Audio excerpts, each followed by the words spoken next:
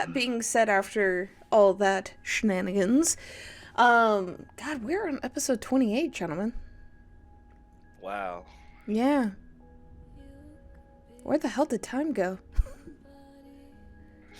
Tell me about it. Bill, you okay? 20. I've done this 28 times. Holy Yeah. crap! Oh I my know. god. Well, I wouldn't say 20. I think there was one or two where I didn't show up because I like had something like I had something really early, and so I big timed you guys, and then I was like, I'll be back next week. Well, we'll say 28 because that's what I'm up to Okay. on YouTube, so that's Okay. kind of what I'm going by. It's probably less, it's probably more, but who's counting? Me, me. but yeah, I mean, Right. anywho. So we love have a fun amount of things to talk about today, and we're gonna kind of go into the subset because I feel it in the universe. I feel there's a J rant coming on at some point. Yeah, it's my spider senses are a tingling, but I have the same feeling as well, especially after what happened with TSM. Yeah, I am looking forward to a J rant. This is gonna be good. I'm excited for this. well, we'll start with the TSM shit and then we'll go into the slight league shit because that way it'll afford Jay the rant time and all will be well with the universe. So, to start off all the shenanigans, as some of you might have seen, there was a bit of a joke that went just a skosh too far. Just Slightly? a little bit. And I mean, in all retrospect, like, I'm glad they caught it. I'm glad they were able to kind of like rectify it, but it's still one of those like,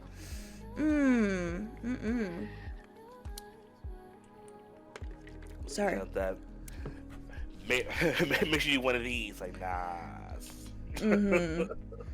Now, something that's actually kind of cool, because I was expecting fucking pitchforks and torches and all that good shit.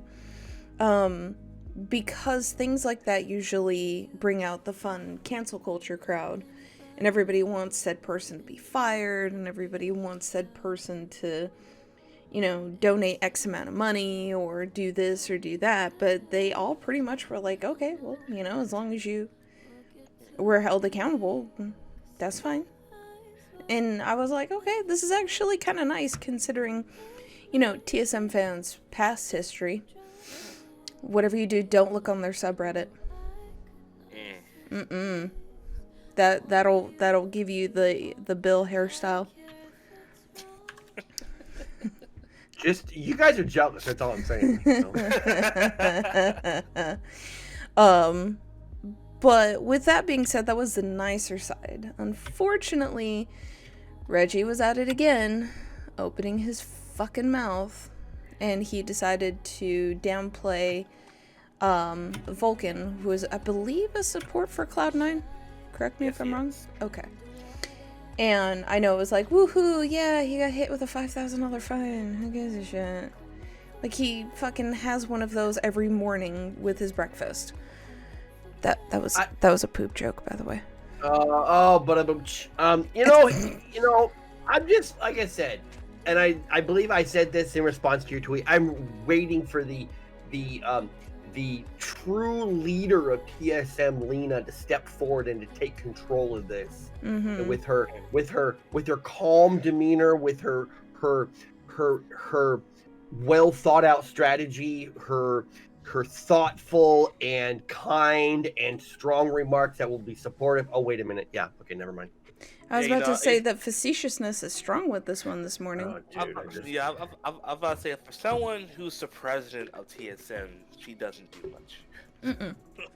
So once again, this past week has proven TSM is just the Dallas Cowboys. They were good once. Oh, I don't know, 20 freaking years ago. They won some Super Bowls and woo, Dallas Cowboys. And now, TSM.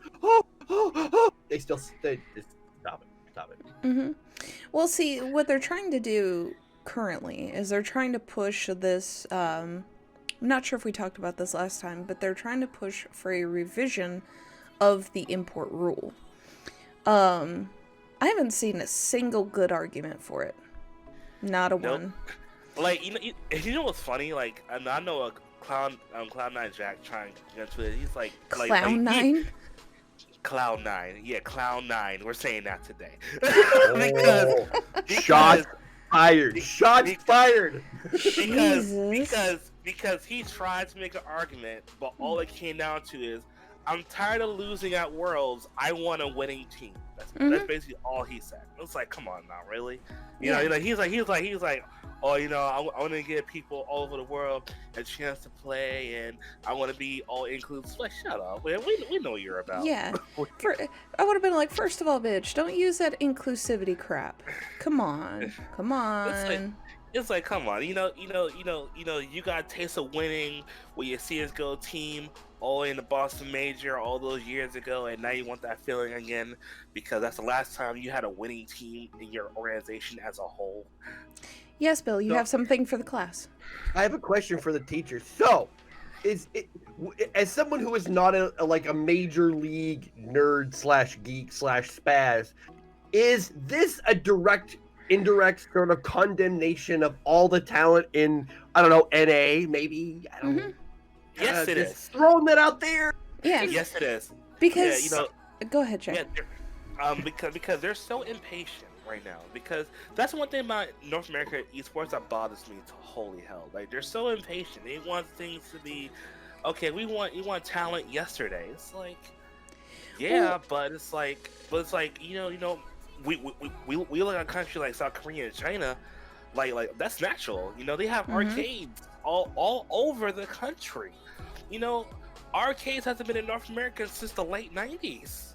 You know, like they have PC cafes. You know, that people meet up.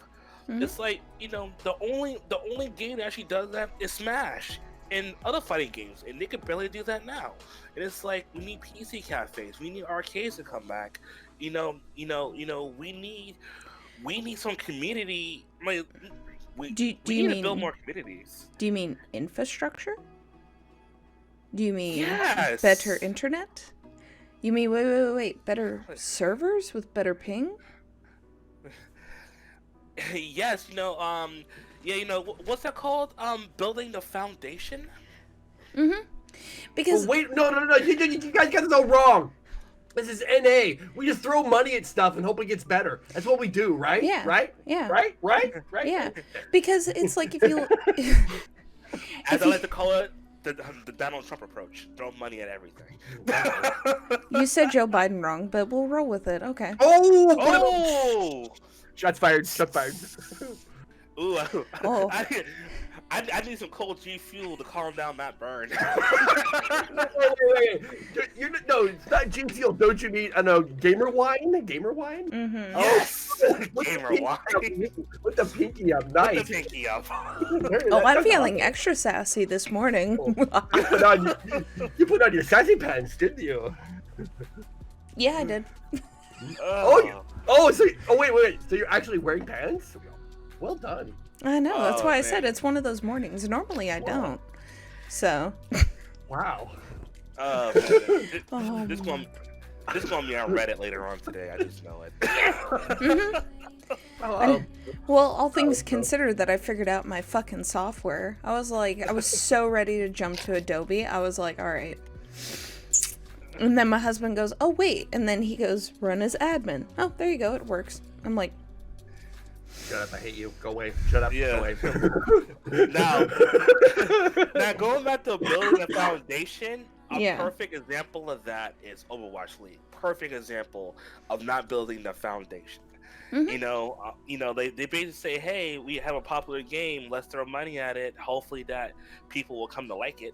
It's like, no. And it's like, and I mean, I'll go bigger further. When Destiny 1 came out, MLG basically wanted to make it an esports game. They wanted to, and they had a couple of tournaments in 2016 because streamers like Sir Demetrius and I think Glad was part of it. Right now, it went well.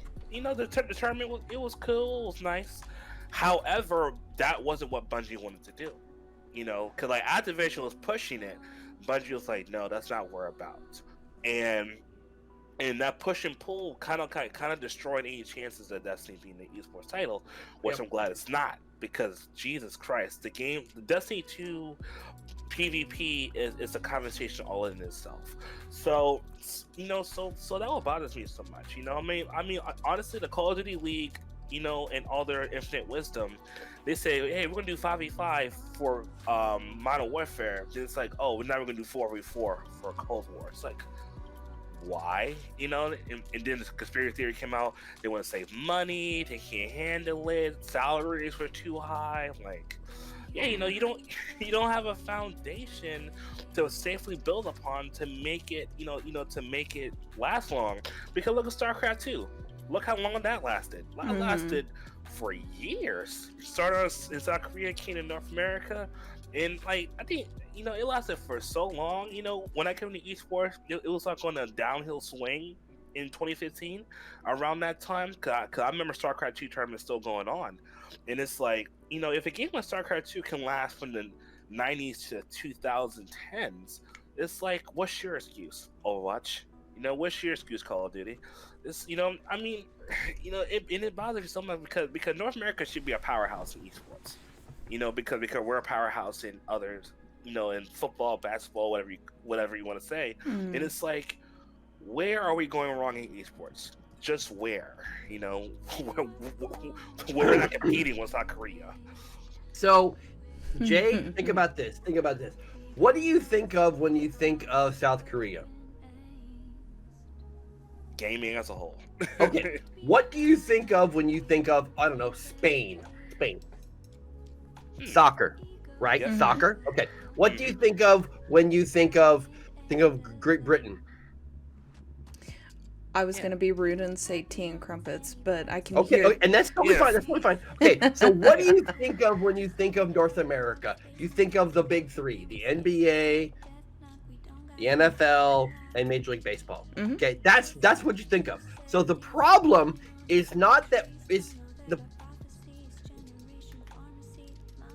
So the problem is we are fractured as a society on a competitive level. When all of the best young talent, all the best physical young talent, and it takes a unique mindset and a unique perception to be really, really good at gaming.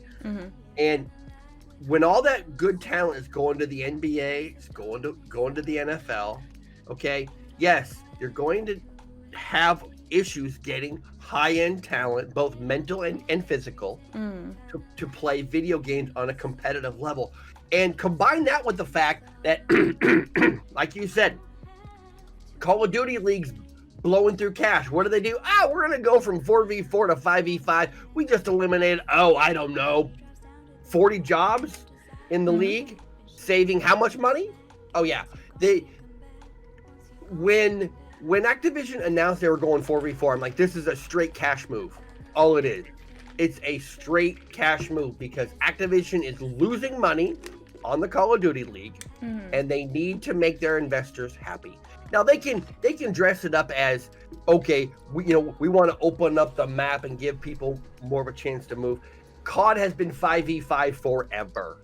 Forever. It has nothing to do with anything but cash. So. Yep. Yeah, and on that note, let's switch over to our favorite subject, which is League of Legends, and oh man, the circus that it is becoming in the LCS. I thought you were gonna say Blizzard, and I got excited for a second, but no, go on. Oh man. It's Jay's rant time. Yeah, hold on. I gotta get it set. Okay, I'm ready. I got my drink. Okay, go. Okay, so all right. So I got a chance to take a look at the aftermatch, right, of TSM and Dignitas, right? So so I was like, it kind of blew my mind when I saw it, and I'm like, okay, so I was like, okay, let me get this straight. It was TSM had 14 kills to Dignitas 12. They had a great gold lead. And all that, and it's because it was doing well in the jungle. So was Power of Evil, he was in the lead for basically performance, and it's like, and when I got down to the nitty gritty, I saw that Dignitas had more dragons, basically had more jets in the jungle, and it's like, okay, and it brought it brought back to a Power Eagle interview I had saw the other a couple days ago where it said, "Oh, we're all doing well. We're all solo queuing." I'm like, solo queuing? Why are you solo queuing? Okay, I can understand Huni, Speak Up, Power Evil, and all that.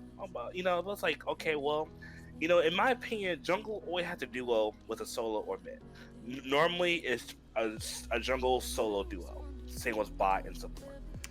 Now, what I don't get is that, what I don't understand with TSM is like, why are you solo queuing knowing that you have lost, which is I'm not sure how many years he's played in the LC in the League of Legends as a whole. I can only assume he's kind of like been playing for a year or two. He has Sword Art, which he came from Korea if I'm not mistaken. China. So I mean China, thank you very much. So he came from the LPL. So like that, so that's an obvious language barrier. So I'm like, okay. Are you guys like, so why don't understand, like, do you guys not play together? I don't know, still queuing in the LCS is a thing. If it is, that kind of explains why they kind of fail as they do. And it's like you felt at Dignitas, which I'm not gonna dump on Dignitas. I actually like Dignitas. Alphamu, one of my favorite supports of all time. And it kind of what I've noticed what I noticed this season, that TSM has been like a pendulum. They have good days and they have horrible days, right? And not only that, but other teams like CLG, and they're, Jesus Christ, they're just like, Lord, have mercy. Are they the Cleveland Browns of the esports league? All right, let me rephrase that. The Jacksonville Jaguars, when they win, it's still disappointing. Yeah, oh god, yeah, it's like fired. Oh my god, and I kind of feel bad for CLG, especially for Broxa. He wanted to play for so long, and now he's in, and and it's a total dumpster fire right now with CLG, and so basically. Next week is the last week of the spring season, at least in the playoffs. Now, when you look at the spring standings, you have Cloud9 first, 100 Thieves, Dignitas, EG, Team Liquid, TSM, fighting for a second. Right? I still can't unhear Cloud9, but go on, sorry. I heard Cloud9. I'm like, was that a subtle dig? I hope it was, because that was classic. I love that, Jay. That's really good. That was good. That was good. Yeah. Cloud9.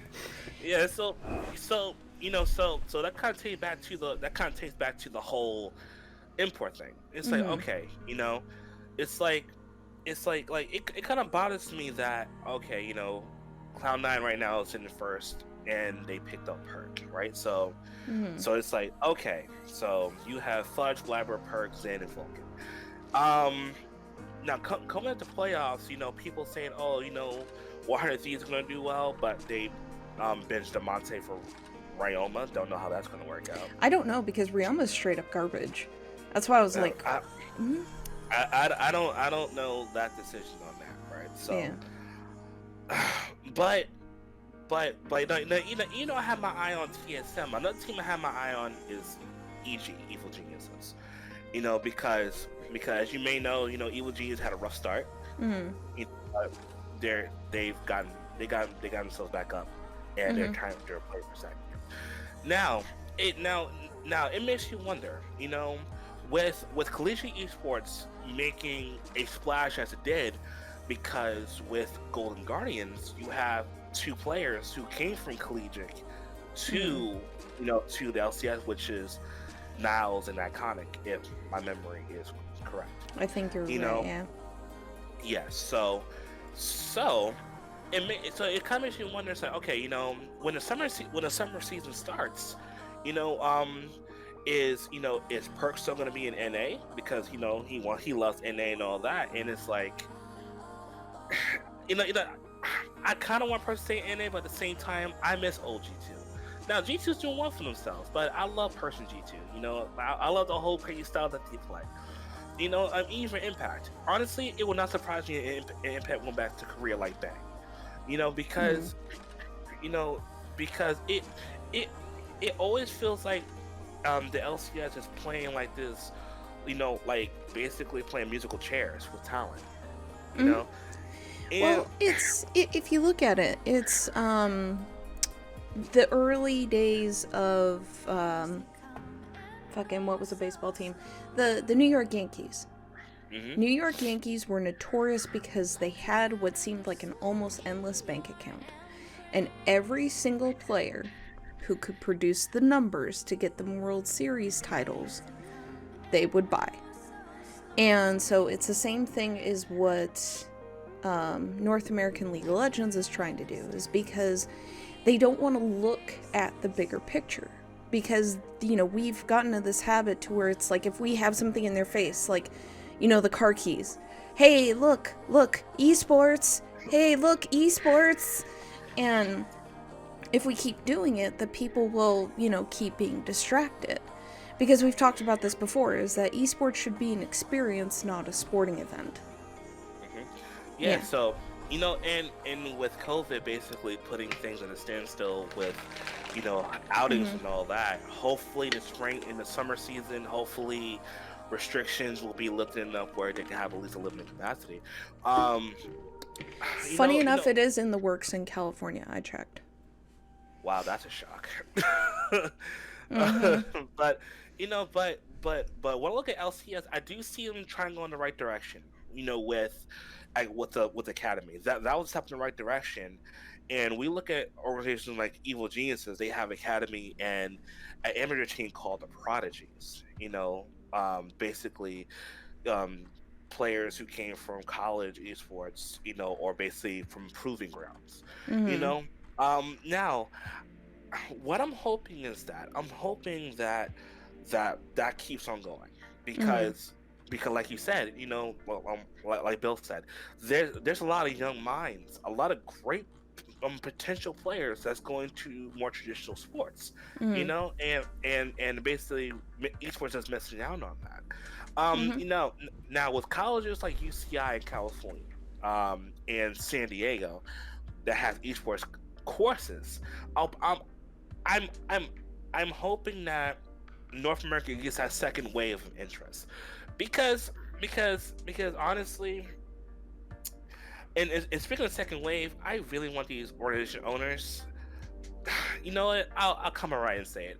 Honestly, I have no faith in Reginald being the owner of TSM anymore. I have no faith in him anymore. Absolutely none. Because Jesus fucking Christ, like, from the days he was the middle for TSM, his own team, to butting heads with almost every player he's ever played with, or basically watched over. I remember a player called Thump on Twitter this morning. He was like, I'm sick of the decisions that he makes. You burn bridges with people. You bring in staff. And you you basically either work them too hard or not give them a directive on what to focus on, and make you ship them away. And now you're playing favorites. That's not good. It's not good at all. Oh, and to have and basically with this latest controversy with you saying, oh, Vulcan, if it wasn't for the nature of LCS now, you'd be working minimum wage. I'm like, who the fuck says that? Yeah, I know. I was like, that's too far. I'm like, my guy. So okay, so a teacher. I have a question for the teacher. Okay, so did and I don't know this answer, so I'm actually seeking information. Did Reginald at one point, was he like a decent league player at one time? He was okay.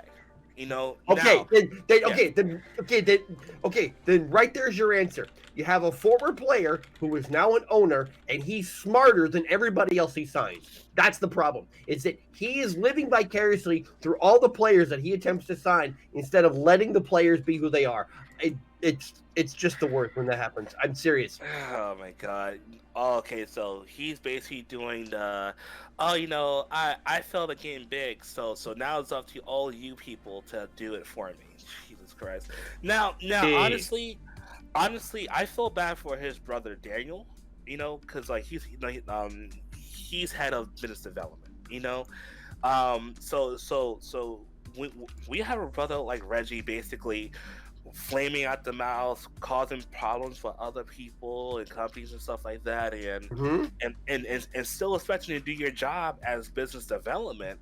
And it's like, you make it hard for everybody else, because you have all these people, right? You have so many, because Reggie's responsible for so many people in TSM, and and it's like, it makes you wonder. It's like, okay, you know, um, it makes you wonder. It's like, okay, you have Bjergsen as a co-owner of TSM. All right, now, you know, don't you think that someone like him would have something to say? You know, because like, as a co-owner of TSM, you have the right to state your opinion on things. If you feel something's not going the way you think it should, then say something. Basically, yeah, you're basically you're basically a partner in this organization. And with Lena and Jesus Christ, don't get me started on her. Like, she's like a placeholder. I'm gonna say it right now, she is a placeholder. And because it's like, look. No, I'm sorry. It's just the imagery of that. I'm like, oh goddamn. Okay. Like, and no one can tell me otherwise. It's like, okay, all right. Say, okay, she's president of TSM. All right, she's the president, but what decisions does she actually make that Reginald? Thank you. Dude. What decisions does she makes no decisions? She's like, oh, this gonna sound so fucked up, but I had to say it. And honestly, it's basically saying she's a trophy wife of TSM. Shots fired. Oh, okay. Because it's like, she's there to say, hey, we have a woman as president. All right, have her do something. Have her come make some decisions. Make some decisions. And it's like, Reginald, you're the founder, a co-founder, co-owner. All right. Sometimes you need to shut the fuck up and basically stay in the corner and basically yell at clouds all day, because it's it's time to stop. Okay. Problem was he was yelling at clouds, but they were people that looked like clouds. If that makes any sense. Yeah, it is. Oh god. And it's like, it's like, okay, it's time to stop. Okay, you have an attitude problem. You've had one ever since you were the League of Legends player, and you haven't grown up since. So, speaking of which, with attitude problems, because I feel like Jay could probably go on for another 30 minutes with this rant. So Jay, I have to say, as far as rants go, that was very well thought out, very well presented, excellent rant. I give it for the entirety of the rant, I give it about an 8 out of 10, because because you weren't quite in that, like upper octave level, like where you were really frustrated and your voice was rising. Because I was trying to stop myself, because it's like, basically calling Lena a trophy wife of TSM, that was my limit. Because it's like, because if anyone who watches this later on today, prove to me why she's not. Yeah, because that's I mean, look at Evo Geniuses, because Evo Geniuses has a female president, CEO, whatever. CEO. So and she's done a metric fuck ton more than Lena ever has. Not only is that, her social media presence far outweighs her. Every time EG does something, it doesn't even have to be a league. It could be anything EG is basically doing. She's always at the forefront, posting memes, talking with people, or basically responding to fans, tweets, stuff like that, right? Yeah. And like, and honestly, when it was first announced she was CEO, I looked her up. She has experience out the wazoo. You know, she does this. She knows business. Oh yeah. And you know, and it's like, now I will admit the rebranding. I was like, okay, but it's like, but but the decisions she's made over the seasons, you know, it's like it's questionable at first, but I understand why she does it. You didn't understand. appreciate, you know, Jizuke looking like a fucking lunatic, you know, using a flamethrower? Man, Suzuki, Jesus Christ, man, he is a meme machine. All right? Oh yeah, for sure. But speaking of meme machine, what was the deal with COD this, I believe it's this past week in fucking Thorin? Let me tell you what happened. Oh, it's gonna get spicy. Spill that tea, come on. Alright, so basically, what happened in Call of Duty League, it was 100 Thieves, it was LA Thieves versus Dallas Empire. Mm-hmm. Now, anyone who knows with Hastro, basically with Team Envy, you know, he's very expressive with his opinions, basically over the years, right? And now with Nashot coming to Call of Duty, you know, it's gotten even worse because Nashot was part of Optic, you know, basically when we're coming up. So basically, LA Thieves and Dallas Empire are playing, and LA Thieves won, I think, the first map, right? Mm-hmm. And so Hastro basically was like doing his normal talking shit, basically trying to rile up people up. Right. And I think a coach or something like that, his name is J-Cap, you know, world champion Call of Duty, you know, super cool dude. He comes like you look Castro, like how long you gonna keep doing this, man? You know, you're getting old. It's time to grow the fuck up. Stop talking shit, right? And so you know, so him and Hastro started going at it. I didn't read the whole thing because I was doing something else, you know. And basically, Courage, you know, he's the caster, long line caster. He's in 100 Thieves too. He said something to the effect of, like, look, man, you know, Hastro, like, you're running a clown circus right now on Team Envy. You know, you need to focus on building your team first. You know, because you dropped Clayster, who's a great player. You know, to keep all these players, right? And so basically, it was like a giant back and forth. And then Thorin, for God knows what reason, decided to throw his hat in, and you know, basically trying to gain attention from something, try and get attention. And it was like, and people was like, Thorin, shut the fuck up, you're not involved in it, go away, right? And he deleted the tweet afterwards. You know, and it was like, it was just like this gigantic just back and forth because off of one map, just one map played. It wasn't even a whole series. And I don't know who said it, but it was like, yeah, they Call of Duty esports is back, baby, we're back, yeah, like, yo, like, we need more of this. I'm like, no. So is it a fair comparison that Thorn is becoming the Keemstar of esports?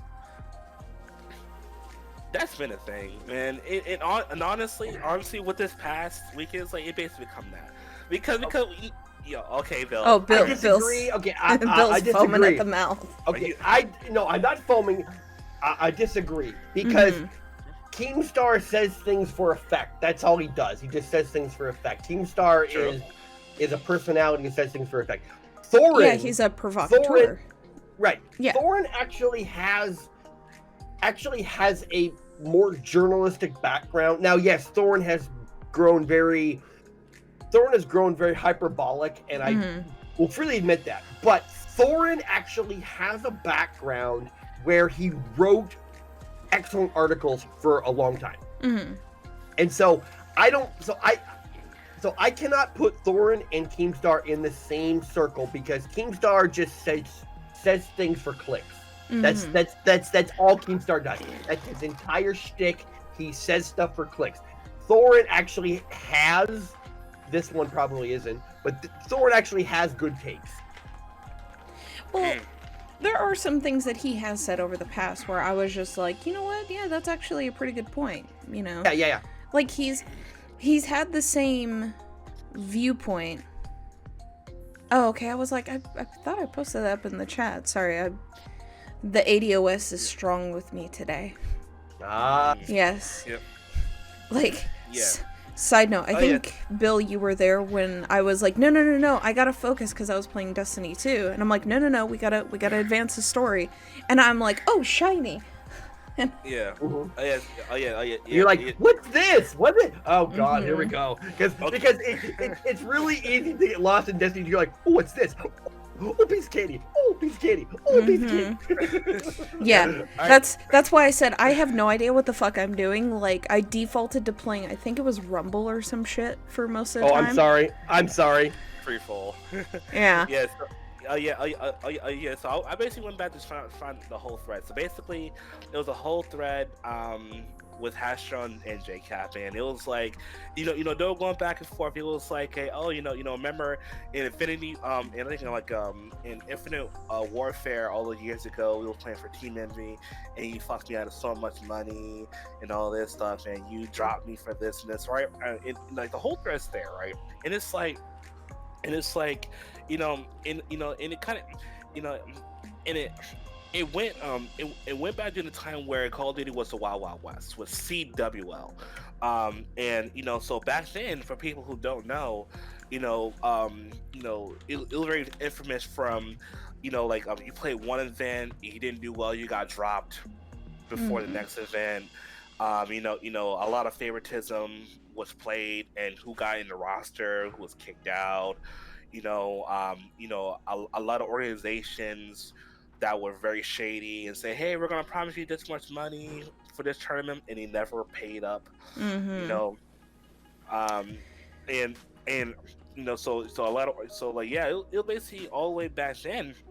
And it's like, and I think that and that's why the CDL was made, because there was so much backstabbing back in the day. Oh yeah. Well, I mean, it was all a high school deal. But here's another thing. Based off the new Call of Duty that's coming out, or is out, Cold War? Yeah, it's out. Yeah, it's out. Okay. It's out. Because a lot of the pros that I'm seeing, because I'll see the Call of Duty tweets, they're just like, nah, dude, I can't play this fucking game anymore. Like, everything's so imbalanced. Do you think that Call of Duty would be on a downward trend because of the imbalancing, or do you think it's because Call of Duty is such a household name that it's just going to have that longevity? Call of Duty has basically been a thing since a lot of pros has been alive. Call of Duty started out as PC, and then the first Call of Duty event was Call of Duty 4, way back then in the early 2000s, and it's become such a household. It's become such a household name that it's basically no matter what happens, it will always be there. Because it's like, it went through so many changes. Basically you had the boots on the ground era with Call of Duty 4 to like Black Ops 2, Modern Warfare 2. Didn't have the jetpacker era with Black Ops 3 to Advanced Warfare, even back to boots on the ground World War 2. And it's like, And these organizations like Optic and FaZe, when there were sniper clans back then, that helped build up the Call of Duty community. Because one thing about the Call of Duty community, they're very passionate, and they can be very, very stubborn to a team. Right. So here's something to think about when it comes to Call of Duty. I just looked this up. Since its release on Android and iOS in October of 2019.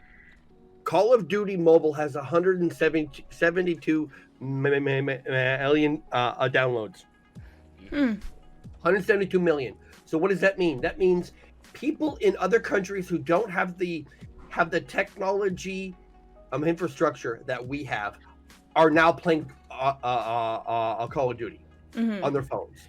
So that is a market that will be exploited, and that word at least in this context isn't a negative word. It's just, I don't have a problem with Activision making money. It's just sometimes they're just stupid about it. But that just means that just means that in other countries, as that infrastructure grows and gets built up, talking South Africa, India, some places in Europe, all these countries that can access the world through their phone, but don't have the internet ability to play on console or PC, much less, have now been exposed to Call of Duty. And as those countries evolve and grow and get better internet going on, you're going to see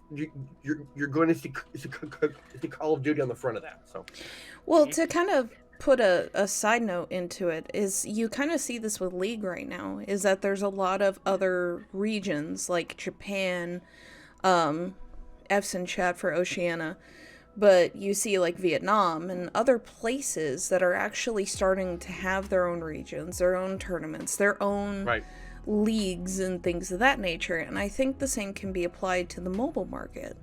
Now, again, just saying from 2019 TwitchCon, the mobile side, like with PUBG Mobile, that was probably the busiest booth I ever seen. Like, there was always a crowd, and it's kind of cool to see, because I would like to see things like PUBG Mobile and Call of Duty Mobile actually do some good in the world. I think it's going to be harder for PC gaming, let alone console gaming, in the next 6 months, give or take, because the chipset market is such, it's in a big ol' clusterfuck right now. Yep. And speaking of the market, a game that I play with called Anthem it's basically no longer in. It got killed off by EA. Yeah. I'd like to thank me, because I called this earlier about Anthem. I knew that it was coming. I knew it was coming because when you basically stop development on a game and then announce a restart, and there's not a major response online, I knew that the minute EA announced that they're going to start working on Anthem again, it was like, Anthem, okay, move on to the next thing. I'm like, it's dead, it's gone, I think they were trying to equate it to it being, God, I hate that this is a thing, but the Destiny killer, this was going to be the new Destiny, and I'm like, no, dude, it's not. No, you have Anthem, which failed. You had Godfall, which went meh, and now you have Outriders. The Outriders combat style is nowhere close to Destiny 2. It is not movement based. Destiny 2 is movement based. And I can see the influence in Destiny 2. I can see the influence of Activision in Destiny 2, because the game is based upon movement. There is no game out there that moves like COD. COD has some of the best movement physics out there, and that is why people love it. Is it yes, sometimes the guns are imbalanced and sometimes you find glitches and exploits, that's fine, but there is no engine out there, there's no game that moves like COD. And in that same vein, Bungie spent a lot of time with Activision under their umbrella and with their dev team, and so Bungie has made Destiny 2 into a movement-based game, and that's why it works. Godfall, no. Outriders, see, and if Anthem had better movement and better gunplay from the start, it had a chance, but it had some issues with movement. So, well, see, one of the things I was just thinking about is that whole thing with what they say is that it's X killer or whatever. Yeah. And I was just thinking about that. I was like, that's kind of a shitty take in a shitty direction for games like that, because it's like, why do you have to have the focus of your game is to shut down another game? Why can't it be, okay, so Call of Duty, like you were saying, is a movement-based game. All right, well, how can we take that concept and expand upon it and make it into its own thing? One of the things, what was it? Battleborn?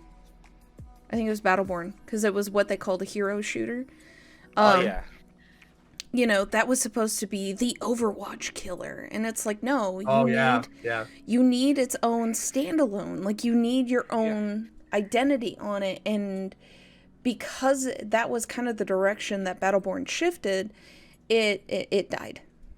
Yeah, you know, and now going back to so see now one game I love is Timefall 2 because Timefall as a series, they never said we're gonna kill COD, we're gonna kill the FPS. Like no, it's like okay, we're gonna have Call of Duty but with mechas, you know, and the only thing that held it back was the release date timing. That's the only thing that basically kind of like ruined chances of Timefall being a great game because it came up between Call of Duty and Battlefield being released, and it's like it'll be kind of swept under the rug. I played the Outriders demo. You know, it feels like the Division 2 in Halo. It feels like more like Halo. You know, because now the only thing I'm trying to see with Destiny is the classes, and the classes are like, to me they feel like World of Warcraft like. That's what it feels like when I play. You know, so yeah, you guys are right. You know, like there should, we're kind of getting tired of the whole we're gonna kill this popular game. You know, because you have your own identity. Because the game I play is called Warframe. Warframe's been out since 2013, before Destiny. Basically that game you grind your ass off. I'm playing since the start, and I still don't have everything. I grind. You grind your ass off for Warframe, and you have fun while doing it. And that's what games should be. You know, that's what games like that, a looter shooter should be. You know, a looter shooter that you should have fun while grinding. You know, that's why I play Borderlands 2. I don't play Borderlands 3 because it's like they try too hard. I think the story is just way too boring in Borderlands. I cannot get behind it. I'm 3. The other 2 were great. Borderlands 3 was all over the place, because it was like you have so many characters try to tie in for Borderlands 1 and Borderlands 2, Borderlands pre-sequel, and Tales for the Borderlands. You have so many characters, you don't know what to do with it. So, and even going back to Battleborn, I enjoyed Battleborn, but it's like, it's like their direction was in the wrong place. That's what I think. And honestly, that's why a lot of games falter, because either they try too hard or they have a direction where it doesn't need to be. A great example is a game called Paragon. Paragon was a mobile game. And it was a great game. It had a wide map where it's like, it felt like Heroes of the Storm. It kind of had that big of a map. It felt like that, and it was top down like Smite. And I don't know why they killed the game. I guess it was because the sales were down or something like that, And the game went offline. And it's like, and I hate that. I hate when great games go offline because the direction the company wanted to go didn't meet their expectations. You mean like Battle Right? That game that was just depressing. That game was depressing. Same with another game called, I think, like something of Ether, basically like a Smash like game that basically went nowhere. Rivals of Ether. Because that game kind of went nowhere. Even with Brawlhalla, they're hanging on by a string, because it's like you try to be like Smash, and it's like Brawlhalla kind of did it right, but I really, really didn't like the graphic design. I didn't like the combat. Like, I was so utterly lost. I'm like, what the fuck is going on? Because, and again, design, concept, all these other things, because it's like, with Smash, you have a clear, defined character. You know where the fuck your character is. With Brawlhalla, they're like half that size, and they've got like this fucking cell shading pixelation type bullshit going on. And it's just, it goes all over the place, and I'm like, well, this is an experience. Uninstall. Alright, on to the next one. The problem is that, like, Brawlhalla came out, it came out to huge fanfare. It had an esports scene for it and all that stuff, and and it's like, and it just kind of like the fire just died out of it, and hopefully going forward, if you ask me, I really don't want games to be esports titles anymore. I don't want that. Like, is this why esports can't have nice things? Yes. Yes. Yes. See, that's why I'm getting more into indie games. Mm-hmm. I'm getting more into indie game because indie games, like, indie games encompass the old school style of gaming. Let's have fun with let's have fun while you're playing. Oh yeah, absolutely. Yeah, because a game I discovered called Dead Cells. Dead Cells is like Castlevania, and it's a roguelike Dark Souls type of game. That had me hooked. I'll play on my Xbox. I was hooked on it from day one because it's like you basically kill your way. It's like it feels like Doom Eternal, but like 90s. But 90s, it looks like it came from the 90s. You just kill shit and collect items, and you die. You start over again. It's like it had me hooked. And so if you're into the indie game craze, there's one game I think you would really enjoy. It's called RoboQuest, and it is actually very, very satisfying. Fun fact, the developer actually came into my stream when I was streaming it, and he was telling me about some of the little clues and like a little Easter eggs. You being all important. Oh my gosh, I want to be like you when I grow up. Hey, you're not the only one who's got to be, the big shot, Look at you big timing us. Look at you. Oh, good job. Good job. That was awesome. God damn it, Bill. And speaking of indie games, another game, a game I got yesterday is a game called Hyper Brawl, and some developers follow me on Twitter. It's a kind of cool game. It's like handball. It's like handball or cocaine. Basically it's like. Yeah, it's like, hey, Hold on. I want to make sure my sound card didn't glitch. Handball on cocaine. On cocaine, yes. He didn't. Okay. He did not stutter. I would know. Yes. Okay, yes, I want to make sure I was processing what the fuck you just said. It's a 2v2 game. You playing handball, and then you have, and then you can choose a weapon, or you can choose like a hammer to whack people around to knock them out, or you can have like a magnetic claw that gets the ball from the other side of the area to use so you can score. You can even curve the ball as you shoot it, and it's like, yeah, I was playing it on my Switch. And it's like, hey, I was playing it, and it's like, okay, I have this hammer. I'm going around spinning on the field, whacking people, and there's no tomorrow, knocking this guy out, and the teammate scored on him easy. And it's like, man, it's like being on cocaine playing handball. Okay, so you have my attention now is because it is VR compatible, so. Yes, it is.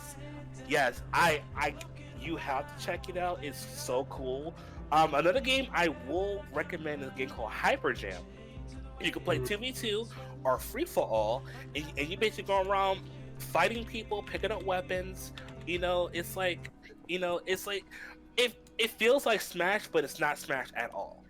It's like that's why I wish Brawlhalla did, because while Hyper Jam, you go around picking up weapons, or you can fight them with fist, and you can knock them out. And at the end of each round, depending on what team did better, whether they have like pickups or like improvements you can do. Like you can have like do more damage, you can heal, you have these special abilities, things like that. So yeah, so really the indie market is doing so well right now because they're flying under the radar.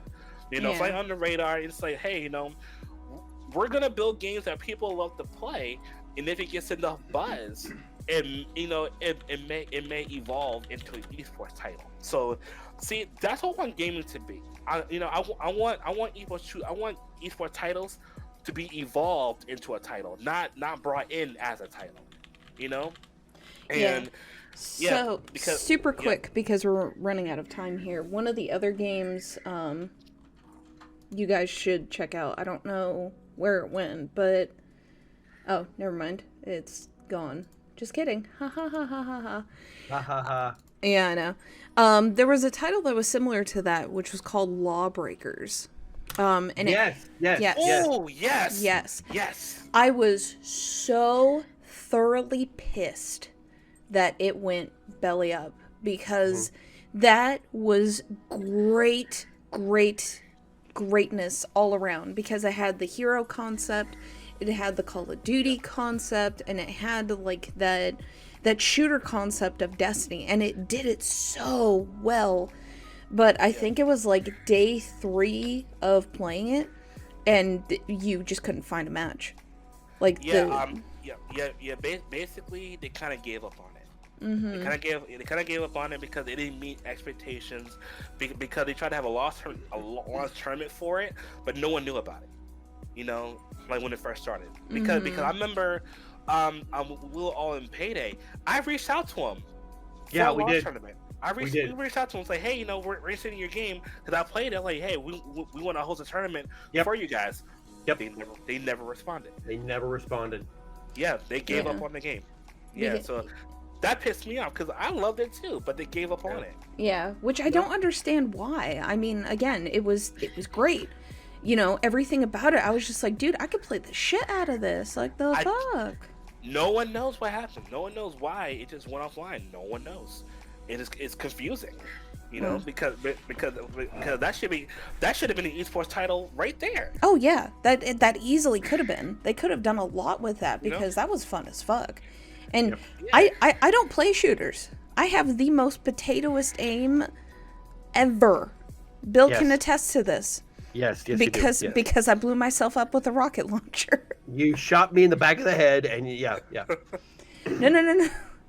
I looked back at it, and what had happened is we had that mob that was coming towards us. I shot, and then I was like, oh, okay, cool. And then I was trying to shoot again, and it hit you and blew me up. Yep.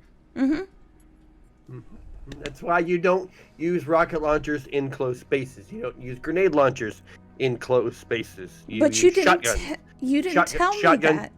This is for you to learn on your own, Guardian. This is for you to learn on. That is why we call New Lights kindergartens. That's the reason right there. That is you got to learn the right situation to use the right weapon. Shotguns in closed spaces. You're welcome. All right, so on that beautiful note, I think this is where we're going to draw this episode to a close. That was the best face ever. That was a good face there, Jenna. I like it. Like, I wish I could punch you right now. I wish I could just reach through the camera and just punch you right in the face, right? I was going to punch you in the arm, more so. Oh, Face punching is reserved for those chef's kiss spicy moments. Yes. But anywho, howdy, gentlemen, as always, it has been a pleasure and a shenanigans fest, as always. Shenanigans! Yes! Shenanigans! Yes. Shenanigans is the word of the year. Shenanigans. All right, gentlemen. Well, as always, you have a great day, and we will see you all in the next episode. Toodles!